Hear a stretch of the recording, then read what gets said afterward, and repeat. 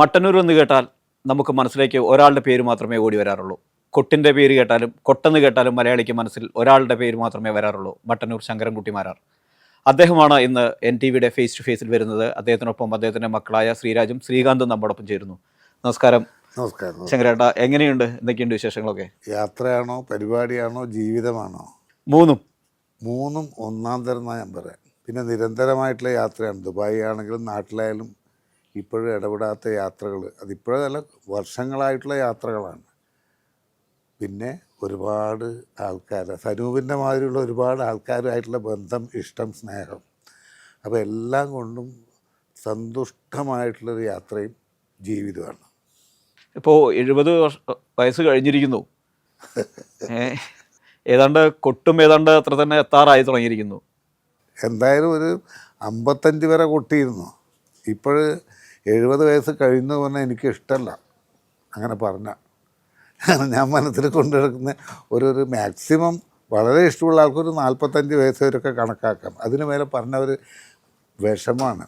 കാരണം വയസ്സായിട്ടില്ല എന്നുള്ളൊരു തോന്നലാണ്. ആരോഗ്യപരമായ ചെറിയ പ്രശ്നങ്ങളൊക്കെ ഉണ്ടെങ്കിലും ഇതൊരു എന്തായാലും 72ലേക്ക് കടക്കുന്നു. ഇതിൽ എപ്പോഴും ചിരിച്ചുകൊണ്ട് തായമ്പക കൊട്ടിക്കൊണ്ടേയിരിക്കും. വളരെ സ്ട്രെയിൻഫുൾ ആയിട്ടുള്ളൊരു ജോലിയാണ് ശരിക്കും കൊട്ടുക എന്നുള്ളത്. പക്ഷേ ശങ്കരേട്ടൻ കൊട്ടുമ്പോഴൊക്കെ മുഖത്ത് എപ്പോഴും ഒരു പുഞ്ചിരി ഉണ്ടാകും. KC നാരായണൻ തന്നെ പറഞ്ഞിട്ടുണ്ട്, തായമ്പക പുഞ്ചിരിക്കുന്ന തായമ്പകയാണ് എന്ന്.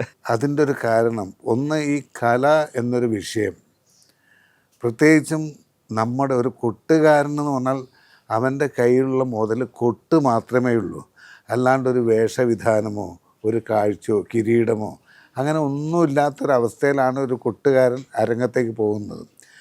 അപ്പോൾ ഇത് കാണാനും കേൾക്കാനും വരുന്നവരെ അവരോട് ഞാൻ എപ്പോഴും പറയാറ്, ഓഡിയൻസ് ലൈറ്റ് വേണമെന്നാണ് ഞാൻ പറയാറ്. ലൈറ്റ് ഇട്ടുള്ള ഒരു ഹോളിലാണെങ്കിൽ സ്റ്റേജിന് മാത്രം പോരാ ലൈറ്റ്, ഓഡിയൻസിനെ കാണണം. നിങ്ങളുടെ മനസ്സിലേക്ക് ഒരു ആഹാരം കൊടുക്കുന്ന മാതിരിയാണ് എൻ്റെ മനസ്സിലേക്ക് തോന്നാറ്. എന്താണ് അങ്ങയുടെ മുഖം കണ്ടാൽ എനിക്ക് മനസ്സിലാവും നിങ്ങൾക്ക് എന്താണ് ആവശ്യം. അത് കൊട്ടിലൂടെ അതാണ് നമുക്ക് തരാനുള്ളത്. നമ്മുടെ കയ്യിലുള്ള വിഷയം അതാണ്. ആ തരുന്നത് ഏറ്റവും സന്തോഷകരമായിട്ട് കൊടുക്കാനുള്ളത് ഒന്ന്. രണ്ടാമത്, ഇത് കേട്ട് കഴിഞ്ഞാൽ നിങ്ങൾക്ക് തോന്നാം മതിയാക്കണ്ട, അങ്ങനെ പോയിക്കോട്ടെ കുറേ സമയം. നേരെ മറിച്ച് വളരെ വിഷമിച്ച്, സംഭവം എളുപ്പമല്ലാന്ന് ഞാൻ പറയാണ്ട് അറിയാമല്ലോ, എളുപ്പമാണെന്നാണ് ഞാൻ പറയാം. എങ്കിലും ഒരു കൊട്ടിലൂടെ നിങ്ങളുടെ മനസ്സിലേക്ക് ഇറങ്ങി ചെല്ലണമെങ്കിൽ നമുക്ക് ആ കോണ്ടാക്റ്റ്, ഐ കോണ്ടാക്റ്റും കൂടി ഉണ്ടായാൽ നിങ്ങളുടെ മനസ്സിലാക്കിക്കൊണ്ട് എന്ത് തരാൻ പറ്റും. അതുകൊണ്ടാണ് ഞാനിത് അങ്ങനെ ചെയ്യുന്നത്. അല്ലാണ്ട് വെച്ചാൽ നിങ്ങൾക്ക് തോന്നി എന്തിനാ ഇത്ര വിഷമിച്ച് ചെയ്യുന്നത്, ഇതൊന്ന് കഴിഞ്ഞ് കിട്ടിയാൽ നമുക്കും പോവാം നിങ്ങൾക്കും പോവാം. അപ്പോൾ അത്ര ഒരു വികാരമല്ലല്ലോ ഉണ്ടാക്കേണ്ടത്. നിങ്ങളുടെ മനസ്സിലേക്ക് ഞങ്ങൾ എത്തണം, അതിനുള്ളൊരു ഔഷധമായിരിക്കണം കൊട്ട് എന്ന് വിചാരിച്ചുകൊണ്ടാണ് അങ്ങനെ ചെയ്യുന്നത്. ഇപ്പോൾ മക്കളുടെ കൂടെയാണ് ശ്രീകാന്തും ശ്രീരാജും ഒപ്പമുണ്ട്. ശ്രീരാജും ഒപ്പമുണ്ട്.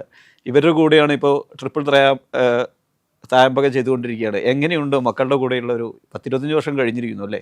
അതെ, മക്കളുടെ കൂടെ എന്ന് പറഞ്ഞാൽ ഞങ്ങൾ ഈ കഴിഞ്ഞ ഒരു 4 വർഷം വരെ, അല്ലെങ്കിൽ 3 വർഷം വരെ ഒരുമിച്ച് തന്നെയായിരുന്നു താമസം. അതുകൊണ്ട് നമ്മൾ പുതിയ കാര്യങ്ങൾ, നമുക്ക് എന്തൊക്കെ ഇതിൽ ചെയ്യാൻ പറ്റും, ഒരു അന്വേഷണം. ആ അന്വേഷണം നടത്തുമ്പോൾ 2 മക്കളും കൂടെ ഉണ്ടായാൽ അവരോടും ചോദിക്കുക. അവർക്കും ഉണ്ടാകും ചില കാര്യങ്ങളും കാഴ്ചപ്പാടുകളും. അവരോട് ചോദിച്ചു കഴിഞ്ഞാൽ 3 പേരും കൂടി തമ്മിൽ ഉണ്ടാക്കി മെരുക്കി ഇണക്കി എടുക്കുന്ന ഒരെണ്ണങ്ങളാണ് ഞങ്ങൾ പ്രയോഗിക്കുന്നത്. അതിന് ഏറ്റവും എൻ്റെ മനസ്സിലുള്ള ഇഷ്ടം മക്കളാണ്. ഒരുപാട് അല്ലാത്ത മഹാരഥന്മാരുടെ കൂടെ മുഴുവൻ തായമ്പ കൂട്ടിയ ഒരാളും കൂടെയാണ് ഞാൻ.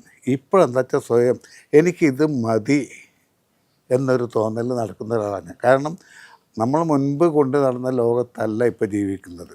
എല്ലാവരും ആത്മാർത്ഥമായിട്ട് പറഞ്ഞാൽ അവനവനാണ് ഏറ്റവും ലോകത്തിലേക്ക് ഏമൻ എന്ന് വിചാരിക്കുന്ന ഒരു കാലമാണ് ഇപ്പോൾ. അപ്പോൾ നമ്മൾ ഒന്നുകിൽ അതിലൊന്നും പെടണ്ട, നമുക്ക് നമ്മുടേതായ ജീവിതവും നമ്മുടേതായ കാഴ്ചപ്പാടും നമ്മുടേതായ വഴികളും ഉണ്ട് എന്ന് ഉറച്ച് വിശ്വസിച്ച് കൊണ്ട് നടക്കുന്ന ആളാണ് ഞാൻ. അതുകൊണ്ട് തന്നെ അവർ കൂടി ഉണ്ടായാൽ ഇതേമാതിരി ഇരുന്ന് വർത്തമാനം പറയാം, കൊട്ടി നോക്കാം. അതാണ് ഞങ്ങളുടെ ഒരു വിജയം, ഞങ്ങൾ സ്വയം മനസ്സിലാക്കുന്നത്. എങ്ങനെയാണ് ശ്രീകാന്ത് അതിൻ്റെ ഒരു? അച്ഛൻ പറഞ്ഞ മാതിരി തന്നെയാണ് സംഭവം. 3 എപ്പോഴും ഒരുമിച്ചാണ്, എവിടെ പോകുമ്പോഴും ഒരുമിച്ചുണ്ടാവും. എന്ത് ചെയ്യാന്ന് വെച്ചാൽ ഒരുമിച്ചുണ്ടാവാം. പിന്നെ നമുക്ക് ഓട്ടോമാറ്റിക്കായിട്ടും നമുക്ക് അച്ഛൻ നോക്കിയാൽ പോലും നമുക്ക് മനസ്സിലാവും എന്താണ് ഇനി എന്നുള്ളത്. അച്ഛൻ എന്താണ് വേണ്ടത് അതെ അതെ അതെ, അതൊരു വലിയൊരു ഭാഗ്യമാണത്. ഈ അച്ഛൻ ശകാരിക്കാറുണ്ടോ ഇങ്ങനെ ചെയ്യുമ്പോഴൊക്കെ അത് അങ്ങനെ ആക്കണം എന്ന് കറക്റ്റൊക്കെ ചെയ്തിട്ട്? ഇപ്പൊ പൊതുവെ അങ്ങനെ ശകാരിക്കാറില്ല. ശകാരിക്കാറില്ല. മുമ്പ് ഉണ്ടായിരുന്നു. നമ്മൾ എന്ത് ചെയ്യുകയാണെങ്കിലും അത് അതിൻ്റെ 100% ചിട്ടോടുകൂടിയും വൃത്തിയോടുകൂടിയും ചെയ്യണം. അതിപ്പോഴും ഉണ്ട്, ചെയ്യണ കാര്യം വൃത്തിയായിട്ട്. പക്ഷെ ഇപ്പം ഞങ്ങൾക്ക് ഈ പ്രാക്ടീസ് ആയതുകൊണ്ട് അങ്ങനെ വല്ലാണ്ടൊരു ശകാരം കേൾക്കേണ്ടി വരാറില്ല. അപ്പോൾ അത് നമുക്ക് അത് ഈ ശകാരം എന്നല്ല, അത് നമുക്ക് ചിരിക്കുക ചെയ്യാം, പക്ഷെ നമുക്ക് മനസ്സിലാവും എന്താ അതിൻ്റെ അർത്ഥം എന്നുള്ളത്. അത് മുഴുവൻ എന്നാൽ ഞാൻ ഒന്നും കൂടി വ്യക്തമാക്കാം. അതായത് അരങ്ങത്ത് പോയി കഴിഞ്ഞാൽ ഞാനൊരു എണ്ണം കൊട്ടി കൊടുക്കും. ശ്രീകാന്ത് കൊട്ടിയാൽ അതൊരു 100 എന്നൊരു തോന്നൽ, അയാൾ കൊട്ടിയാൽ അത് 100 ആയോ എന്നൊരു തോന്നൽ. അപ്പോൾ നമ്മുടെ മനസ്സിൽ ഈ അച്ഛൻ എന്നുള്ളൊരു വികാരം എപ്പോഴും ഉണ്ടാവുമല്ലോ. അപ്പോൾ നേരെ കൊട്ടണം എടുക്കാൻ നോക്കും. ഇത് കഴിഞ്ഞാൽ പറയും, അങ്ങനെ അരങ്ങത്ത് നോക്കരുത് കേട്ടോ. ഞാൻ പറഞ്ഞാൽ തെറ്റിയാൽ ഞാൻ ചിരിച്ചോളാം, എന്നാൽ കുഴപ്പമില്ല. അങ്ങനെ തീരുമാനിച്ച് 1-2 അരങ്ങത്ത് പോയി. ഏതോ 2 കൊട്ടി ആരായാലും അവൻ കൊട്ടി അതാ ഞാൻ ഉദ്ദേശിച്ച കാര്യം. ഇത് കഴിഞ്ഞപ്പോൾ പറഞ്ഞു, ഇനി വേണ്ട ലഹള കൂടിക്കോളൂ, ചിരിക്കണ്ട. അപ്പം അങ്ങനെ ഇപ്പം ശ്രീരാജ് പറഞ്ഞല്ലോ ഇപ്പം അത് പതിവില്ലാന്ന്. കാരണം ഞങ്ങൾ പ്രാക്ടീസ് ചെയ്ത് ശ്രീകാന്ത് ആദ്യം പറഞ്ഞ ഇവിടെ തന്നെ ഇപ്പോൾ നമുക്ക് ഏകദേശം നോക്കിയാൽ മനസ്സിലാവും നമ്മൾ ഇന്ന വഴിക്കാണ് പോകേണ്ടത്. അതുകൊണ്ട് തന്നെ ഒരുപാട് സമാധാനമുണ്ട്. പിന്നെ അഥവാ പഴയ കാലത്തൊരു 10 താളവട്ടം ഉദ്ദേശിക്കുന്ന വിഷയത്തിൽ കൊട്ടി ഞാൻ തന്നെ കൊട്ടിക്കഴിഞ്ഞാൽ ഇപ്പോൾ ചിലപ്പോൾ 10 മുഴുവൻ തേക്കാൻ പറ്റിയില്ലെങ്കിലും ഒരു 8 കഴിഞ്ഞ് ഇങ്ങോട്ട് നോക്കിയാൽ ബാക്കി 2 അവർ ചെയ്തോളൂ. അതൊരു ചെയ്തിട്ടുള്ള പരിചയം, രംഗപരിചയം എന്നാണ് അതിന് ഭാഷ. ഇതിലിപ്പോൾ താങ്കളുടെ ശങ്കരേട്ടൻ്റെ ചെറുപ്പകാലം എടുക്കുകയാണെങ്കിൽ പാലക്കാട്ടേക്ക് പഠിക്കാൻ വരുന്നു. ആ പഠിക്കാൻ വരുന്ന സമയത്തും തൃശ്ശൂരും പാലക്കാടുമായിരുന്നു ചെണ്ടമേളത്തിൻ്റെ ഒരു കേന്ദ്രമായി അറിയപ്പെട്ടിരുന്നത്. വടക്കേ മലബാറിൽ നിന്നൊരു പയ്യൻ വരുന്നു എന്നൊരു ധ്വനി ഉണ്ടായിരുന്നു. അത്തരത്തിലൊരു ഇത് ശങ്കരേട്ടൻ തന്നെ പറഞ്ഞ് ഞാൻ കേട്ടിട്ടുണ്ട്. അതൊന്ന് എന്തായിരുന്നു അന്ന് പഠിക്കാൻ വരുമ്പോൾ ഉണ്ടായിരുന്ന സാഹചര്യം? ഒന്ന് പഠിക്കാൻ വരുമ്പോൾ പഠിക്കാൻ വന്നൊരു സാഹചര്യം, മട്ടന്നൂരാണ് ജനിച്ചതും തായും പോയി അച്ഛൻ തന്നെ പഠിപ്പിച്ചിട്ട് 8ാമത്തെ വയസ്സിൽ അരങ്ങേറ്റം കഴിഞ്ഞു. അത് കഴിഞ്ഞ് മട്ടന്നൂരത്തെ ജീവിതം എന്ന് പറഞ്ഞാൽ ഒന്ന് അമ്പലത്തിലെ നിത്യജോലിയുണ്ട്, സ്കൂളിൽ പോവുകയും വേണം. രാവിലെ 10:30 മണിക്ക് സ്കൂളിലെത്തുള്ളൂ, 10 മണിക്ക് എത്തേണ്ട ക്ലാസ് വേണം. അപ്പോൾ ക്ലാസ് മാഷ് ഒരു 10 മിനിറ്റ് നമ്മളെ കണ്ടുവെന്നേ നടിക്കില്ല, പുറത്ത് നിർത്തും. അപ്പോൾ ഏകദേശം ഒരു 6ാം ക്ലാസ്സിലൊക്കെ ആകുമ്പോൾ ഈ നല്ല നല്ല പെൺകുട്ടികളൊക്കെ കാണുമ്പോഴേ നമുക്കൊരു അവരെ എന്നോടൊരു ഇഷ്ടം വേണം ഒരു തോന്നലൊക്കെ ഉണ്ടായിരുന്നു. പക്ഷേ അവരെ മുമ്പ് നിന്നായി പുറത്ത് നിൽക്കണ്ടേ. അപ്പോൾ ഇതൊരു ജാള്യത. ഉടനെ ഒന്ന് പിന്നെ അകത്ത് വിളിച്ചാൽ ആദ്യം ചോദിക്കുക എന്തേ വൈകിയത്. അപ്പോൾ ഞാൻ പറയും അമ്പലത്തിലെ ശിവേലി കഴിയാൻ സമയം 10:30 മണിയാണ്. അപ്പോൾ അദ്ദേഹം പറഞ്ഞതെന്ന് വെച്ചാൽ ഇവിടെ ശിവേലിയും പൂജയും മറ്റൊന്നും സ്കൂളിൻ്റെ സമയത്ത് ഇവിടെ എത്തിക്കൊള്ളണം, അത് ഇവിടുത്തെ നിർബന്ധമാണ്. ആയിക്കോട്ടെ, പക്ഷേ നമുക്ക് ഈ ജോലി വിട്ടാൽ അന്ന് ഊണ് കഴിക്കാൻ പറ്റില്ല. ഊണ് കഴിക്കണമെങ്കിൽ ആ ജോലി ചെയ്യണം. സ്കൂളിൽ പഠിച്ചില്ലെങ്കിൽ കുഴപ്പമില്ല, അമ്പലത്തിൽ നിന്ന് ചോറ് കിട്ടി അത് വേണം, അത് ചെയ്യേണ്ട വേണം. അപ്പോൾ പിറ്റേ ദിവസം ഇത് തന്നെ ആവർത്തിക്കും. അപ്പോൾ എല്ലാ ദിവസവും അദ്ദേഹം അത് ആവർത്തിക്കും, ഞാനിതും ആവർത്തിക്കും. ഒന്നും നടന്നിട്ടില്ല എന്നുള്ളത് സത്യം. ഇതേമാതിരി തന്നെ പിന്നീട് കാലശേഷം അദ്ദേഹം തന്നെ ഈ അമ്പലത്തിൻ്റെ പ്രസിഡൻ്റായിട്ട് വരുന്നു. അപ്പം കൃത്യം 10:30 മണിക്ക് മുമ്പേ ശിവയിലൊന്നും കഴിയാൻ പാടില്ല, ഇങ്ങനെ ഒരവസ്ഥ. അതിനുശേഷം ഈ അമ്പലത്തിൽ പോവുക, വൈകുന്നേരമായ സ്കൂൾ വിട്ട് വന്നാൽ കടയിൽ പോവുക. അമ്മ പറയും പോയിട്ട് അനാദി സാധനങ്ങൾ മേടിച്ചു.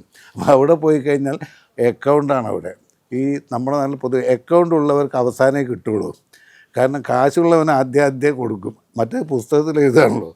അപ്പോൾ അത് അവസാനമേ കൊടുക്കേണ്ട, അയാളവിടെ നിന്നോളല്ലോ. ഇത് കഴിഞ്ഞ് വരുമ്പോഴേക്ക് അമ്പലത്തിൽ പോകാറുമായി. അപ്പോൾ ഒന്ന് കളിക്കാനോ ചിരിക്കാനോ ഒന്നിനും സമയം കിട്ടില്ല. അപ്പോൾ എങ്ങനെയെങ്കിലും അവിടെ നിന്ന് രക്ഷപ്പെട്ട് കിട്ടുകയെന്ന് എൻ്റെ മനസ്സിലുണ്ടായിരുന്നു. മട്ടന്നൂർ വിട്ട് ബാക്കി ലോകത്ത് എവിടെ വേണിച്ചാലും ഞാൻ പോയിക്കോളാം, ഈ നാട്ടിൽ നിന്ന് പോയി കിട്ടിയാൽ മതി എന്ന് വിചാരിച്ച് തുടങ്ങിയതാണ്. അപ്പോഴാണ് എൻ്റെ അമ്മാവൻ്റെ മകൻ സദനൻ രാമേന്ദ്രൻ അവർ ഇപ്പോഴില്ല. അദ്ദേഹം ഒരു ദിവസം അവിടെ വന്നപ്പോൾ നിനക്ക് കഥകളി കൊട്ട് പഠിക്കാൻ താല്പര്യമുണ്ടോ?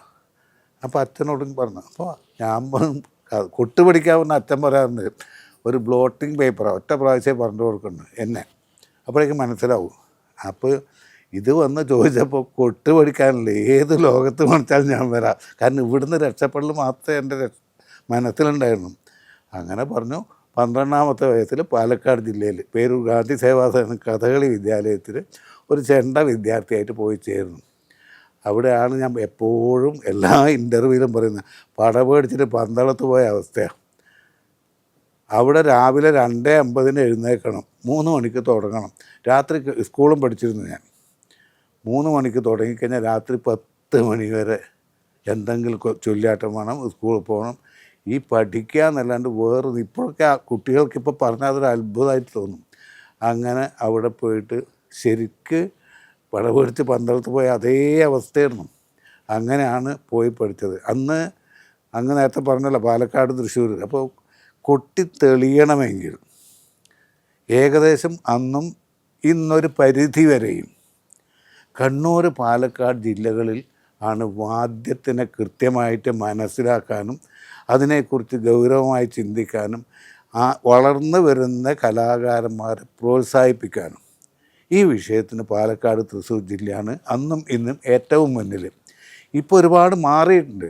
എങ്കിലും യഥാർത്ഥമായിട്ട് പറയാത്ത ഈ 2 ജില്ലകൾക്കാണ് ഇപ്പോഴും ഞാൻ മാർക്ക് കൊടുക്കുക. അപ്പോൾ ആ കളരിയിൽ കൊട്ടി നമ്മൾ മുൻപോട്ട് ജനങ്ങൾ നന്നെന്ന് പറഞ്ഞാൽ നമുക്ക് ലോകത്ത് എവിടെയും പോയി കൊട്ടാനുള്ള സർട്ടിഫിക്കറ്റാണ്. അതുകൊണ്ട് അന്ന് പോയ ഞാൻ ഇപ്പോഴും താമസം പാലക്കാട് ജില്ലയിൽ തന്നെയാണ്. ഞാനത് ചോദിക്കാൻ വരുമായിരുന്നു. പക്ഷെ പേരിനൊപ്പം മട്ടന്നൂരാണ്. അതുണ്ട്. കാരണം അതൊരു ജനിച്ച നാടിൻ്റെ പേരിനൊപ്പം മട്ടന്നൂരുണ്ട്. അതുമാത്രമല്ല, ഇപ്പോൾ താമസിക്കുന്ന വെള്ളിനഴി ഓളപ്പം മണ്ണയുടെ മനയുടെ തൊട്ടിട്ടാണ്. ആ ബസ് സ്റ്റോപ്പിൻ്റെ പേരും മട്ടന്നൂർ പടി എന്നായി. അത് പത്മശ്രീ കിട്ടിയതിന് പിന്നാലെ 2009 ശേഷം ഞാനവിടെ സ്കൂളിൽ കഥകളി ചെണ്ട അധ്യാപകനായിട്ട് 20 വർഷം സർക്കാർ സ്ഥാപനത്തിൽ ജോലി ചെയ്തിരുന്നു. അപ്പോൾ അത് കഴിഞ്ഞപ്പോൾ നാട്ടുകാർക്ക് അവിടെ എല്ലാവർക്കും ഞാൻ മട്ടന്നൂർ മാഷാണ് അങ്ങനെ വിളിക്കുക. അപ്പോൾ 2009 പത്മശ്രീ തന്നത്. അപ്പോൾ ആ നാട്ടുകാർ എൻ്റെ പേരിൽ ഒരു ബസ് വെയിറ്റിംഗ് ഷെഡ് നിർമ്മിച്ച് ആ സ്റ്റോപ്പിൻ്റെ പേര് പത്മശ്രീ മട്ടന്നൂർ പടി എന്നാണ്. ഞാൻ എല്ലാവരോടും മരിക്കുന്നതിന് മുമ്പ് സ്മാരകം ഉള്ളൊരാളാണ് ഞാൻ പറയാറുണ്ട്. ആ തരത്താണ് ഇപ്പോഴും ജീവിക്കുന്നത്. ഇപ്പോൾ അച്ഛൻ്റെ കുട്ടിക്കാലത്ത് നേരിട്ട് കഴിഞ്ഞ ബുദ്ധിമുട്ടുകളെ കുറിച്ച് പറഞ്ഞു. ഇതൊന്നും 2 പേർക്കും അനുഭവിക്കേണ്ടി വന്നിട്ടില്ല. അച്ഛൻ ഇത് പറയുമ്പോൾ നിങ്ങൾക്ക് അത്ഭുതം തോന്നാറുണ്ടോ? എങ്ങനെയായിരിക്കും നിങ്ങളതിനൊരു കാണുന്നത്? ഇതൊക്കെ ശരിയാണോ, വസ്തുതയാണോ എന്ന് അങ്ങനെ ഒരു ചിന്ത വരാറുണ്ടോ? അല്ല, അച്ഛൻ്റെ കാലഘട്ടം വളരെ ബുദ്ധിമുട്ടുള്ളതായിരുന്നു. നമ്മുടെ കാലഘട്ടത്തിലേക്ക് വരുമ്പോൾ ഒരുപാട് മാറിയത്. അച്ഛൻ ഞങ്ങൾക്കും അതെ, അച്ഛൻ ആ സമയത്തൊന്നും അച്ഛനെ ഞങ്ങൾക്കും കാണാൻ പറ്റിയിരുന്നില്ല. കാരണം അച്ഛൻ പ്രോഗ്രാമായിട്ട് കൂടുതൽ ഈ തൃശ്ശൂർ, പാലക്കാട് ജില്ലകളിലാണ്. ഞങ്ങളാദ്യം സ്കൂളിൽ പഠനമൊക്കെ ഉണ്ടായത് മട്ടന്നൂർ തന്നെയാണ് തുടങ്ങിയതൊക്കെ. 4ാം ക്ലാസ് വരെ അവിടെ പഠിച്ചതാണ്. അങ്ങനെ അച്ഛന് പാലക്കാട് ജില്ലയിൽ ജോലി കിട്ടിയപ്പോൾ ഞങ്ങളെല്ലാവരും കൂടി വെള്ളിനഴിക്ക് താമസം. പിന്നെ വെള്ളിനഴിയിൽ നിന്നായിരുന്നു ഞങ്ങളുടെ കൂടുതൽ കൊട്ട് പഠനവും അഭ്യാസവും ഒക്കെ. അപ്പോൾ ഞങ്ങളെപ്പോഴും ഒരുമിച്ചാണ് ഉണ്ടാവുക.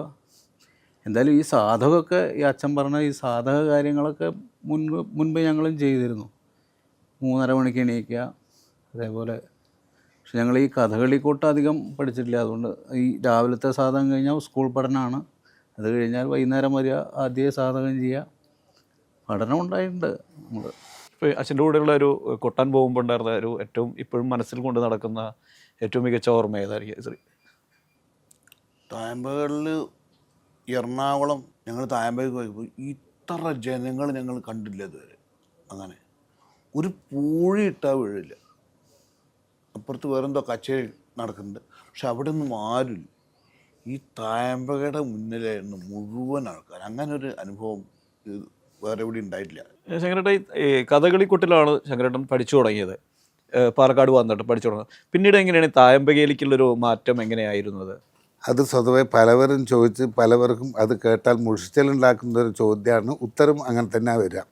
കാരണം കഥകളി എന്ന് പറഞ്ഞാൽ കഥകളി വേഷക്കാർക്ക് തിരനോട്ടം മാത്രമേ പാടുള്ളൂ എന്നാണ് ഞാൻ ധരിച്ചിട്ടുള്ളത്. തിരിഞ്ഞു നോട്ടത്തിന് അവകാശമില്ല. അപ്പോൾ ഈ വേഷക്കാർ നിൽക്കുന്ന പാട്ടുകാരനോടോ ചെണ്ടക്കാരനോടോ മദ്ദളത്തുകാരനോടോ തിരിഞ്ഞ് നോക്കിക്കഴിഞ്ഞാൽ എന്നെ സംബന്ധിച്ച് അത് അംഗീകരിക്കാൻ പറ്റില്ല. അങ്ങനെ വലിയ വലിയ ആൾക്കാരാണെന്നുള്ള ആൾക്കാർ തിരിഞ്ഞു നോക്കിയപ്പോൾ എൻ്റെ മനസ്സിൽ ഞാൻ ഉറപ്പിച്ചു, നിങ്ങളുടെ തിരിഞ്ഞ നോട്ടത്തിന് കൊട്ടിയിട്ട് ഇനി ഈ ജീവിതം കൊണ്ടു കിടക്കാൻ ഞാൻ ഉദ്ദേശിക്കുന്നില്ല. അതിന് ശേഷമാണ് ഞാൻ തായമ്പേക്കും മേളത്തിനും കടന്നത്. അങ്ങനെയാണത് ഉപേക്ഷിച്ചത്. ഇപ്പോഴും കഥകളി കൊട്ടാൻ 25 കൊല്ലത്തിന് ശേഷം ഞാൻ മറ്റന്നാളൊരു കഥകളിക്ക് കൊട്ടാൻ പോകുന്നുണ്ട് നാട്ടിൽ, അവരുടെ ആവശ്യമായിട്ട്. അപ്പോൾ അത് പഠിച്ചത് അതാണല്ലോ. ഈ പ്രത്യേകിച്ചും കഥകളി എന്നൊക്കെ പറഞ്ഞാൽ വേഷം, പാട്ട്, ചെണ്ട, മദ്ദളം, ചുട്ടി, അണിയറ ഇവരെല്ലാവരും ഒരേ മനസ്സിൽ സഞ്ചരിച്ചാൽ മാത്രമേ അത് വിജയിക്കുകയുള്ളൂ. അതല്ലാത്ത കൊട്ടുകാരൻ വിചാരിക്കാൻ ഞാനാണിത് മുഴുവൻ കൊണ്ടുനടക്കുന്നത്, ഇല്ലേ വേഷക്കാരൻ വിചാരിക്കാൻ ഞാനാ, അതല്ല. അത് ഒരുമയോടുള്ള ഒത്തൊരുമയോടുള്ള പ്രവർത്തനം അരങ്ങത്ത് അത് വന്നാൽ മാത്രമേ അത് 100% അതില്ലാത്തൊരു കാലമാണ് ഇപ്പോൾ. ഇപ്പോൾ ഈ ഒത്തൊരുമയുടെ കാര്യം പറഞ്ഞത്, മേളം പെരുവനം മേളം നടത്തുന്ന 250ഓളം പേരെയൊക്കെ നിരത്തി നിർത്തിക്കൊണ്ട് അങ്ങനെ കോർഡിനേറ്റ് ചെയ്ത് കൊണ്ടുപോകാറുണ്ട്. പെരുവനവും മട്ടന്നൂരും 2 ഭാഗത്തു നിന്ന് കൊട്ടുകയാണെങ്കിൽ വളരെ തൃശ്ശൂർ പൂരത്തിൽ ഒന്ന് പുറത്തും ഒന്ന് അകത്തുമായിട്ടുണ്ടായിരുന്നു ഒരു കാലത്ത്. ഇപ്പോഴതില്ല, ഞങ്ങൾക്ക് അത് മിസ് ചെയ്യാറുണ്ട്. എങ്ങനെയാണ് പെരുവനവുമായിട്ടുള്ള ആ ബന്ധം ഓർക്കുന്നത്? നിങ്ങൾ 2 മേളമാണെങ്കിൽ 100% ആത്മാർത്ഥമായ ബന്ധമാണ് ഞങ്ങൾ തമ്മിൽ. പല ആൾക്കും ഉള്ളൊരു സംശയമാണ്, പെരുമനം ഒരു ഭാഗത്തിൻ്റെ ഉടമ, മട്ടന്നൂർ മറ്റൊരു ഭാഗത്തിൻ്റെ ഉടമ. ഞങ്ങൾ തമ്മിൽ മാനസികമായിട്ട് ഏറ്റവും നല്ല സൗഹൃദം വർഷങ്ങളായിട്ട് കൊണ്ടു നടക്കുന്നതാണ്. പ്രത്യേകിച്ച് തൃശ്ശൂർ പൂരം പ്രമാണം ഞാൻ 36 കൊല്ലം തിരുവമ്പാടിക്ക് വേണ്ടി മാത്രം കൊട്ടിയാളാണ്. അതിൽ 30 കൊല്ലം മറ്റ് ഗുരുനാഥന്മാരുടെ കൂടെ കൊട്ടി. അതിനുശേഷം 6 വർഷം പ്രമാണം എൻ്റെ പ്രമാണത്തിൽ നടന്നു. ഈ 6 വർഷത്തിൽ ആ സമയത്തും പെരുമനം കുട്ടന്മാരാർ പാറമേക്കാവിൽ അതിനു മുമ്പേ പ്രമാണം കിട്ടിത്തുടങ്ങിയ ഒരാളാണ്. പക്ഷേ തിരുവമ്പാടി മേളം ഇപ്പുറത്ത് നടക്കുമ്പോൾ ഒരു പ്രത്യേക സമയത്ത് ഞാൻ അവിടുന്ന് ചെണ്ട വെച്ച് കുട്ടന്മാരാർ മേളത്തിൻ്റെ ഉള്ളിൽ പോയിട്ട് അദ്ദേഹത്തിൻ്റെ അഭിനന്ദിച്ചിരുന്നു. ഇത് അദ്ദേഹത്തിൻ്റെ സാധാരണ രണ്ടാമത്തെ ദിവസം മേളം കലാശിക്കുന്നത് ആദ്യം പാറമേക്കാവാണ്. അത് കഴിഞ്ഞ് 15 മിനിറ്റും കൂടി വേണം തിരുവമ്പാടിയിൽ മേളം കലാശിക്കാൻ. അങ്ങനെ അതിൻ്റെ അറിയാത്തൊരു ചടങ്ങ്, ഇല്ലെങ്കിൽ അറിഞ്ഞുകൊണ്ട്. അപ്പോൾ പാറമേക്കാവിൻ്റെ മേളം കഴിഞ്ഞാൽ അദ്ദേഹം തിരുവമ്പാടി അരങ്ങിൽ വരും, എന്നെ കണ്ടുവെന്നും എനിക്ക് കൈവീശിയിട്ട് വരും. അപ്പോൾ ആ ഒരു മാനസികമായ യോജിപ്പ്, ഇതൊക്കെ കൊട്ടിൽ മാത്രം പോലല്ലോ, ജീവിതത്തിലും കലാകാരന്മാർ മാതൃകയാണെന്ന് കാണിച്ചു കൊടുക്കാൻ കൂടി അത് ഉതകിയിരുന്നു എന്ന്. അതൊക്കെ ഒരു സത്യമാണ്. ജനങ്ങൾ വെറുതെ അദ്ദേഹം ഇതാണ് അവർ രണ്ടും തമ്മിൽ ഒന്നുമല്ല. ഇനിയിപ്പോൾ നാളെ അദ്ദേഹത്തിനെ വിളിച്ചു ചോദിച്ചാൽ അറിയാം ഞാൻ പറഞ്ഞത് ശരിയാണോ. ഉത്തരം ഇത് തന്നെയാവുന്ന എൻ്റെ മനസ്സിൽ. ഈ വാഹനവുമായിട്ട് ഭയങ്കര കമ്പമുള്ള ഒരാൾ കൂടിയാണ് ശങ്കരേട്ടൻ. ചില കാറുകൾ വാങ്ങിയ കഥയൊക്കെ ഞാൻ കേട്ടിട്ടുണ്ട്. നമ്മുടെ പ്രേക്ഷകർക്കുമായിട്ട് ആ ഓർമ്മ പങ്കുവയ്ക്കാമോ? ഒന്നാമത് ഡ്രൈവിങ് എന്ന് പറഞ്ഞാൽ എനിക്കൊരു വല്ലാത്തൊരു ആവേശമായിരുന്നു. ആദ്യകാലത്ത് ഈ പഴയ ടയറുണ്ട്, അത് കഴിഞ്ഞൊരു ടയർ, അത് തെങ്ങിൻ്റെ വെച്ചിട്ട് അതുകൊണ്ട് ഇങ്ങനെ ഉരുട്ടിപ്പോന്നെ. ആ കാലം മുതൽ അത് അന്ന് വയലാണ്, വരമ്പിൻ്റെ ഇടയിൽ ആ വരമ്പ് മുറിക്കാണ്ട് വീഴാണ്ട് പോകണം. അങ്ങനെ ആ ഒരു കമ്പം അന്ന് തുടങ്ങി. പിന്നെ സൈക്കിൾ കഴിഞ്ഞപ്പോൾ ഒരു മോട്ടോർ സൈക്കിളായി. അത് കഴിഞ്ഞപ്പോഴാണ് ഒരു കാറ് വേണമെന്നുള്ള മോഹം തോന്നി. അത് ഒരു പ്രത്യേക കോങ്ങാട് അടുത്ത്, പാലക്കാട് ജില്ലയിലെ കോങ്ങാട് ഒരു പൂരത്തിന് പോയി. പിറ്റേ ദിവസം പൂരത്തിൻ്റെ അവിടെ അന്ന് തായമ്പായിരുന്നു. അത് കഴിഞ്ഞ് പിറ്റേ ദിവസം ഒറ്റപ്പാലത്തിനടുത്ത് ചെനക്കത്തൂർ കാവിൽ പൂരം മേളത്തിന് പോയി. അപ്പോൾ ഈ കോങ്ങാട് നിന്നൊരു അംബാസഡർ കാറ് വാടകയ്ക്ക് എടുത്തിട്ടാണ് അടുത്ത പൂരത്തിന്. അപ്പോൾ ആ വാടകയ്ക്ക് എടുത്ത കാറ് വന്നാണ്. സാധാരണ എങ്ങനെ പോയാലും ഈ ചെനക്കത്തൂർ കാവിലെത്താൻ ഒരു 40 മിനിറ്റും കൊടുക്കും കോങ്ങാടിന്. ഇത് 25 മിനിറ്റ് കൊണ്ട് എത്തിയത്. അപ്പോൾ എനിക്കതിൻ്റെ കമ്പം കൂടിയത്. ഞാൻ ചോദിച്ചത് ഇതിന് എത്ര വിലയുണ്ടോ? അപ്പോൾ അന്ന് വന്ന 12,000 റുപ്യ. അപ്പോൾ കൂട്ടുകാർ ഒരുപാട് അക്കുപോയി, ഞാൻ ചെയ്യുന്നത് തരാം, ഞാൻ മാല തരാം എന്നൊക്കെ പറഞ്ഞാൽ എന്തായാലും അത് മേടിക്കണം. അപ്പോൾ അയാളോട് പറഞ്ഞു ഇത് നിങ്ങൾക്ക് കൊടുക്കുക, 12,000 റുപ്യ എന്നാണ്. അപ്പോൾ നാളെ ഉച്ചയ്ക്ക് ഇവിടെ മേളം കഴിയുള്ളൂ, നിങ്ങൾ ഉച്ചയ്ക്ക് കൊണ്ടുവന്നാൽ മതി. അവിടെ നിന്ന് ഒരു 5,000 റുപ്യ അഡ്വാൻസ് കൊടുത്ത് ബാക്കി ഒരു മാസം കഴിഞ്ഞ് തരാമെന്ന്. ഈ കാറും കൊണ്ട് ഞാൻ പോയി. ഞാൻ ഓടിക്കുകയും ചെയ്യും. ഓടിച്ച് കുറച്ച് ബ്രേക്ക് ഓട്ടി നിൽക്കുന്നില്ല. നിർത്ത്, എങ്ങനെയൊക്കെ ഓടി ചവിട്ടി നിർത്ത്. പിന്നെ അവിടുന്ന് അടുക്കാനുള്ള ധൈര്യമില്ല. അപ്പോൾ ഏകദേശം എല്ലാം തേഞ്ഞ് മാഞ്ഞ് പോയിരിക്കുന്നുണ്ട്. അത് കഴിഞ്ഞ് എൻ്റെ ഒരു ശിഷ്യനായ ഒരു കൃഷ്ണൻ നമ്പൂരി തിരൂരടുത്ത്, അദ്ദേഹത്തിൻ്റെ അടുത്ത് ഞാൻ പോയി പറഞ്ഞു, ഇങ്ങനെ 12,000 റുപ്യ കിട്ടിയ സ്വതുവേ ഇതിന് 10,000-40,000 റുപ്യ അല്ല, ഇത് വർഷങ്ങൾക്ക് മുൻപ് കേട്ടോ. അപ്പോൾ എന്നോട് അദ്ദേഹം, ഞാൻ എൻ്റെ ശിഷ്യനും കൂടിയാണ്, ആശാൻ അന്ന് അയാൾ വന്ന 25 മിനിറ്റ് കൊണ്ട് അവിടെ എത്തിച്ചാൽ 2-1 തീരുമാനമാവണിച്ചിട്ട് പോകുന്നത് അയാൾ എവിടെയും പോയിട്ട്. അപ്പം അങ്ങനെ നിങ്ങൾക്ക് വിറ്റു എന്നാണ്. ഈ പൊട്ടത്തരം ചെയ്യരുത് കേട്ടോ. പിന്നെ അത് കൊണ്ടുപോയി നേരെയാക്കി ടാക്സി ആയിരുന്നു, അത് പ്രൈവറ്റാക്കാൻ പെയിൻ്റ് അടിച്ചു. എങ്ങനെയായാലും അത് ആ കാലത്ത് ഞാൻ ഇടയ്ക്കിടയ്ക്ക് ലണ്ടനിൽ പോയിരുന്നു. ഇദ്ദേഹത്തിൻ്റെ മനക്ക് കൊണ്ട് നിർത്തിയിട്ട് ഞാൻ ലണ്ടനിലേക്ക് പോയി. തിരിച്ച് വന്നപ്പോൾ ആശാൻ പറഞ്ഞു, ഇദ്ദേഹം പറഞ്ഞു, അത് 12,000 റുപ്യ ലാഭത്തിന് വിറ്റു. ഓ, സമാധാനമായി. അത് എങ്ങനെയാ അത്? അപ്പോൾ പറഞ്ഞു, അപ്പോൾ 12,000 റുപ്യ ലാഭമുണ്ടല്ലോ. അപ്പോൾ അദ്ദേഹം പറഞ്ഞു, ആകെ അതിന് 12 കിട്ടിയുള്ളൂ, അതിന് അതാ ലാഭം, അതിനെന്ത് കിട്ടിയാലും ലാഭം. അപ്പം ഇങ്ങനെ ഒരു കാറിൻ്റെ കഥ. പിന്നീട് മേടിച്ചതാണ് ഒരു ഹുണ്ടായി സാൻഡ്രോ കാർ. അത് ബ്രാൻഡ് ന്യൂ, കമ്പനി പോയി തന്നെ മേടിച്ചു. പിന്നെ അതിങ്ങനെ കമ്പായി, അത് മാറ്റി. പിന്നെ മറ്റൊന്നുണ്ടായിരുന്നു ഫിയസ്റ്റ, അങ്ങനെ പിന്നെ ആ ഫോർഡ് ഫിയസ്റ്റ, പിന്നെ എന്താണ് എക്കോ സ്പോർട്ട്, ഇപ്പോൾ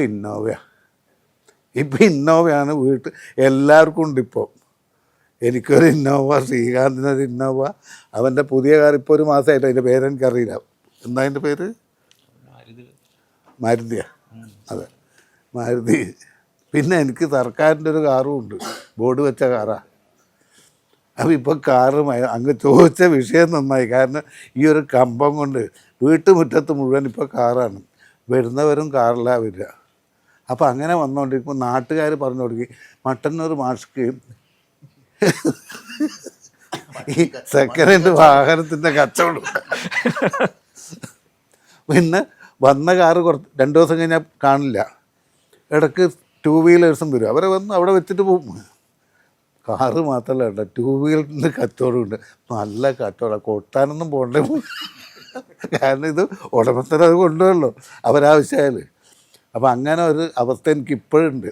ഞാൻ കേട്ടാൽ എനിക്ക് സന്തോഷമാണ്. അപ്പം ഇങ്ങനെയൊക്കെ വാഹനം അതെൻ്റെ ഒരു രാശിയിലുണ്ടെന്നാണ് എനിക്ക് തോന്നുന്നത്. അതുപോലെ ചെണ്ടയെക്കുറിച്ച് എല്ലാവരും പറയുക, ചെണ്ട ഒന്നിനോടും ചേരാതെ നിൽക്കുന്ന ഒരു വാദ്യമാണെന്നൊക്കെ പലരും ആക്ഷേപിക്കാറുണ്ടായിരുന്നു, അല്ലെങ്കിൽ അങ്ങനെ പറയായിരുന്നു. മട്ടന്നൂരാണ് അതൊരു ഫ്യൂഷനിലേക്ക് കൊണ്ടുവന്ന് ശങ്കരേട്ടനാണ്. കുറേ സക്കീർ ഹുസൈനോട് വാദിക്കുന്നു, പലരുമായി ചേർന്നുകൊണ്ട് ചെണ്ടയുടെ ഒരു മഹത്വം ലോകം മുഴുവനും എത്തിച്ചത്. എങ്ങനെയായിരുന്നു ഈ ഫ്യൂഷൻ എന്നൊരു സങ്കല്പത്തിലേക്ക് എത്തിച്ചേർന്നത്? ഫ്യൂഷൻ കേരളത്തിൽ കരുണാമൂർത്തി എന്ന് പറഞ്ഞ ആലപ്പുഴ ഒരു തമിഴ് ആർട്ടിസ്റ്റുണ്ടായിരുന്നു. അദ്ദേഹമാണ് എൻ്റെ മനസ്സിൽ, ഇല്ലെങ്കിൽ എന്നെ ഒരു ഫ്യൂഷനിലേക്ക് കൊണ്ടുപോയത്. ഏഷ്യാനെറ്റ് നടത്തിയത് വർഷങ്ങൾക്ക് മുമ്പ് കൊല്ലം ടൗൺ ഹാളിൽ വെച്ചിട്ടാണ് ആ പരിപാടി. ഒരുപാട് ഉപകരണങ്ങളുണ്ട്, തവില്, മൃദംഗം, ചെണ്ട, മദ്ദളം, തീമേള, ഇതൊക്കെ ആയിട്ട് അങ്ങനെ ഒരു ഫ്യൂഷൻ 3 മണിക്കൂർ സമയമാണ് കൊല്ലം ടൗൺ ഹാളിൽ വെച്ച്. ലയ തരംഗം എന്നാണ് അതിൻ്റെ പേരിട്ടിരുന്നത്. ഏഷ്യാനെറ്റ് 3 മണിക്കൂർ വിത്തൗട്ട് ഗ്യാപ്പ് കാണിച്ചൊരു പരിപാടിയാണ്. അന്ന് മുതലാണ് ഈ ഫ്യൂഷൻ രംഗത്ത് പോകുന്നത്. അത് കഴിഞ്ഞ് ആ പരിപാടി കഴിഞ്ഞപ്പോൾ തിരുവനന്തപുരത്ത് സ്റ്റുഡിയോയിൽ ബാലഭാസ്കർ അവരുടെ ഒരു ടീം, ആ ടീമിൻ്റെ പേരെനിക്ക് ഓർമ്മയില്ല, ബിഗ് ബാൻഡ് വന്നിട്ട് അവർ കുറച്ച് ചെറുപ്പക്കാർ കലാകാരന്മാർ തുടങ്ങിയത്.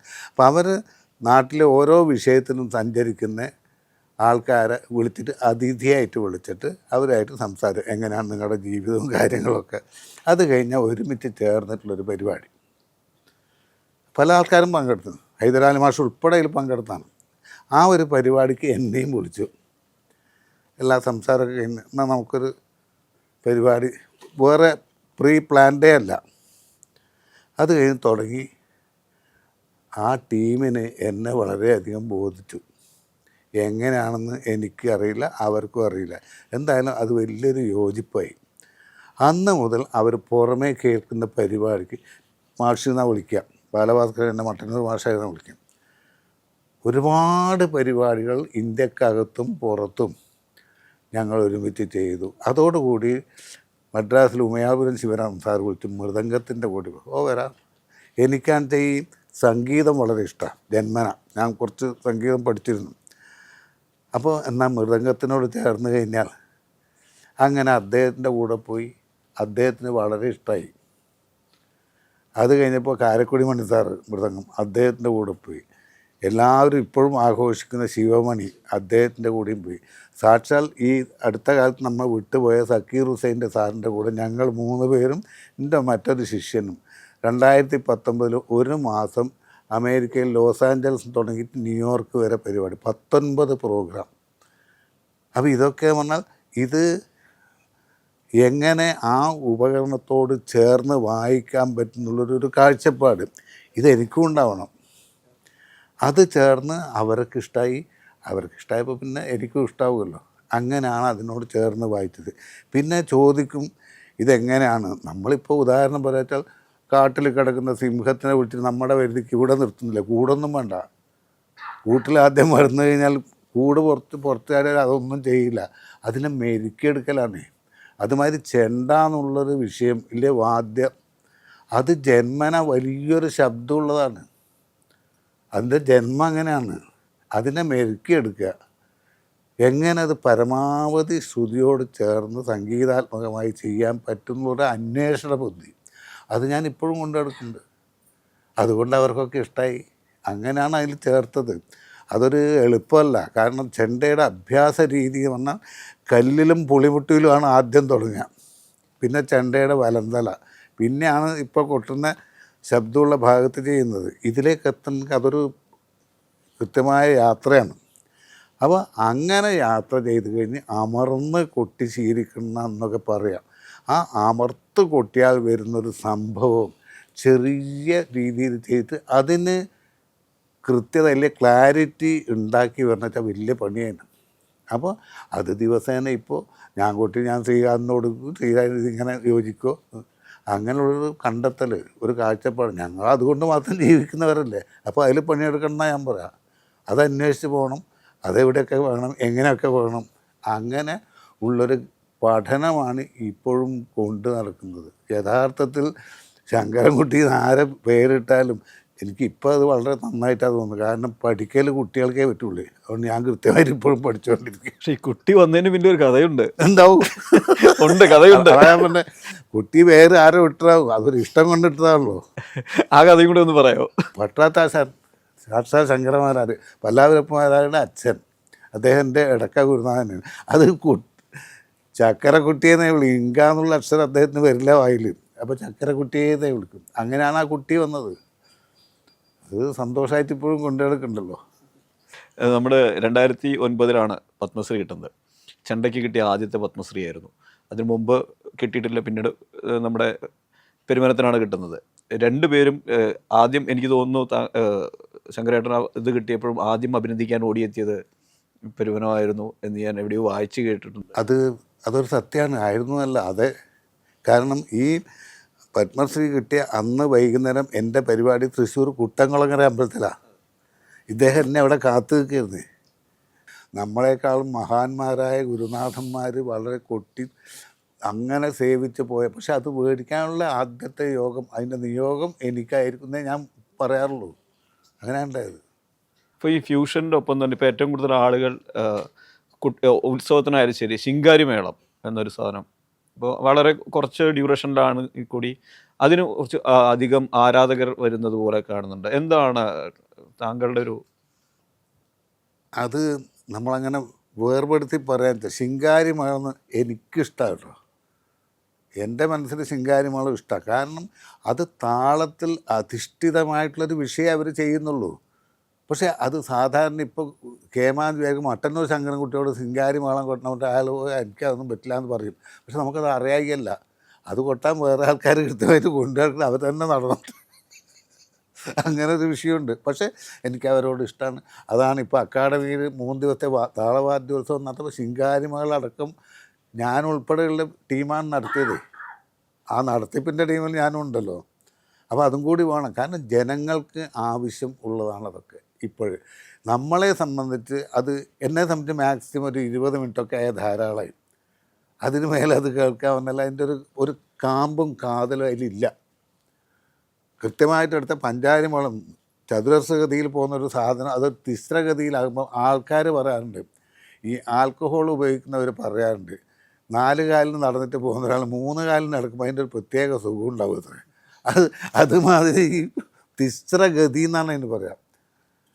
4 കാലിൽ വെച്ച് ഈ മേശ 3 കാലിൽ നിർത്താം, പക്ഷേ അതിൻ്റെ സെൻറ്റർ ഓഫ് ഗ്രാവിറ്റി ഒക്കെ കൃത്യമായിട്ട് അളന്ന് നേരെയാക്കണം. അപ്പോൾ അങ്ങനെ പോകുന്നൊരു സംഭവമാണ് ശിങ്കാരിമേളം. ആ തിസ്രഗതി വരുമ്പോൾ ഏത് സഹൃദയനും, അങ്ങനെ ഞാൻ പറയാം, അവർ തങ്ങളറിയാണ്ട് അതിലേക്ക് ലയിക്കുന്ന ഒരു വിഷയമാണ് തിസ്രഗതി. അത് വരുമ്പോഴും ഇഷ്ടാവുമല്ലോ. എങ്ങനെയാണ് നിങ്ങളുടെ പുതിയ തലമുറയിലുള്ള ആൾക്കാർ, നിങ്ങളുടെ ഒരു അഭിപ്രായം എങ്ങനെയാണ് ശിങ്കാരി മേളത്തോട്? നിങ്ങളുടെ ഒരു ഞങ്ങൾക്ക് കേൾക്കാൻ വളരെ ഇഷ്ടമാണ്.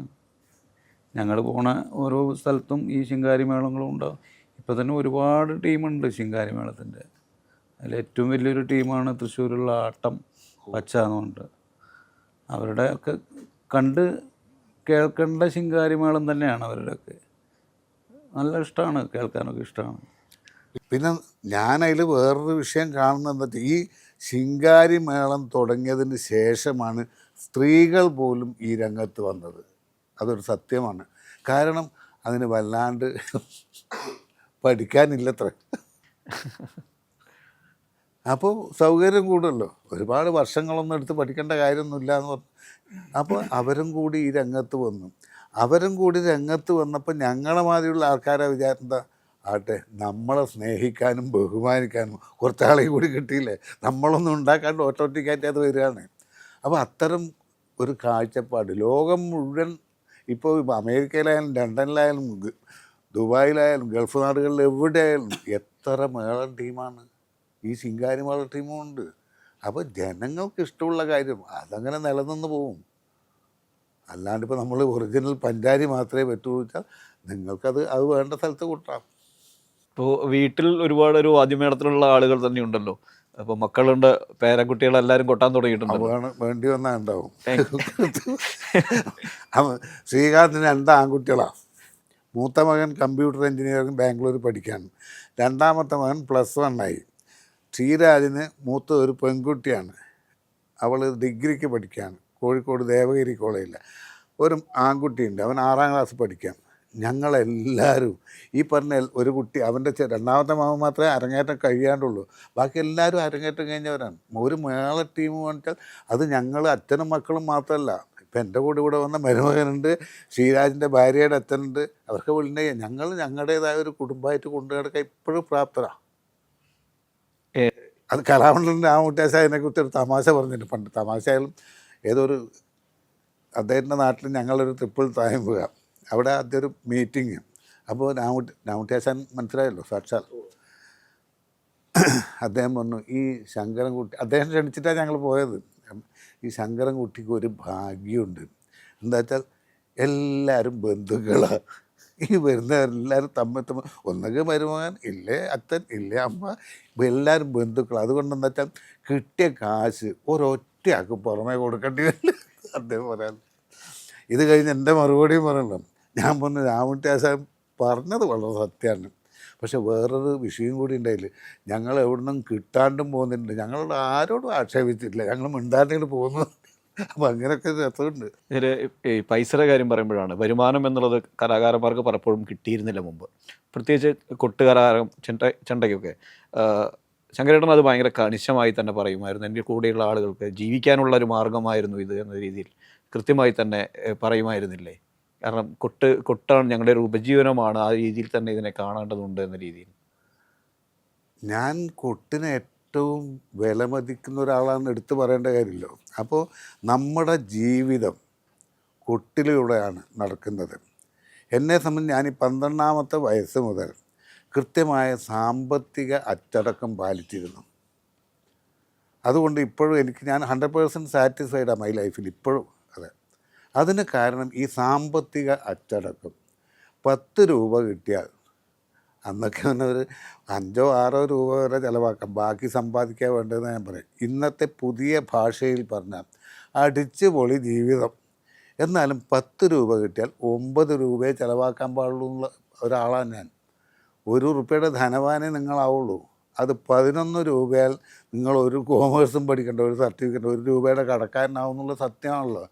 ഈ ഒരു പഠനം, ഈ ഒരു പ്രപ്പോഷൻ ഞാൻ അന്ന് കൊണ്ട് നടക്കുന്നതാണ്. ഇന്നും അത് കൃത്യമായിട്ട് കൊണ്ട് നടക്കട്ടെ. അത് കൊണ്ട് നടക്കുന്നുണ്ടെങ്കിൽ ഉള്ളവനോട് കൃത്യമായിട്ട് പറഞ്ഞ് വാങ്ങിക്കുകയും ഇല്ലാത്തവന് അവൻ്റെ മനസ്സിന് സന്തോഷമാവേണ്ട ഒരു വിഷയമാണെങ്കിൽ ആ രീതിയിൽ നമ്മൾ സഹായിക്കും. ഈ 2 വിഷയം ചെയ്യാറുണ്ട്. പറഞ്ഞ് മേടിക്കൽ മാത്രമല്ല, ഇല്ലാത്ത സ്ഥലത്ത് ആ സ്ഥലത്ത് അവിടെ നമ്മൾ തന്നെ വേണം നിർബന്ധമുണ്ടെങ്കിൽ അവിടെ പ്രതിഫലത്തിൻ്റെ യാതൊരു വിഷയമല്ലാത്ത ഒരുപാട് പോകുന്നുണ്ട്.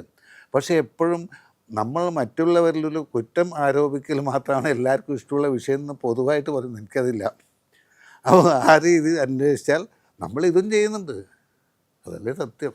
അതുകൊണ്ട് ജീവിതത്തിന് യാതൊരു പ്രശ്നങ്ങളും എനിക്കില്ല. ഇപ്പോൾ ഞാൻ ഈഫൽ ടവർ വെള്ളി മുറ്റത്ത് കെട്ടാൻ മെനക്കെടുന്നില്ല. എന്നാലും അത് അന്വേഷിച്ചുകൊണ്ട് അത് പാരീസിൽ കെട്ടിയിട്ടുണ്ട്. അത് വെള്ളിനായി താമസിക്കുന്ന മുറ്റത്ത് അത് വേണമെന്ന് പറഞ്ഞാൽ അത് ആഗ്രഹിച്ചാൽ തുടങ്ങിയ ഈ പ്രാരബ്ധം. അങ്ങനെ യാതൊരു കുഴപ്പമില്ല. ഇപ്പോഴും നല്ല സുഖമായ റേഷൻ കടകളിൽ കഞ്ഞി പഠിച്ച് ഞാൻ തന്നെ പ്ലാവിലെ ഈർക്കിൽ കുത്തിയിട്ട് ഇന്നലെയും വരെ കുടിച്ചിരുന്നില്ലേ, മിഞ്ഞാന്ന് വരെ. ഈ ഒരു സുഖമുണ്ട്. ലോക സഞ്ചാരം ഒരുപാട് നടത്തി. അമേരിക്ക ആയാലും ജർമ്മനി ആയാലും ഇംഗ്ലണ്ട് ആയാലും ഇതൊക്കെ നടന്നു കഴിഞ്ഞില്ലേ. ഇനി ഈ ലോകത്തെന്താ കാണണ്ടേ? നമ്മുടെ ഇതുവരെ എടുത്ത തൊഴിൽ ആത്മാർത്ഥമായിട്ട് സത്യസന്ധമായി കൃത്യനിഷ്ഠയോടുകൂടി കൊണ്ടു നടക്കാൻ സാധിച്ചാൽ തന്നെ ജീവിതം ധന്യമായില്ലേ.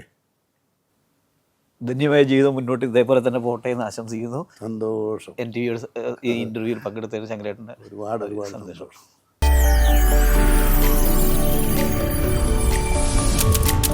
NTV UAE to the world.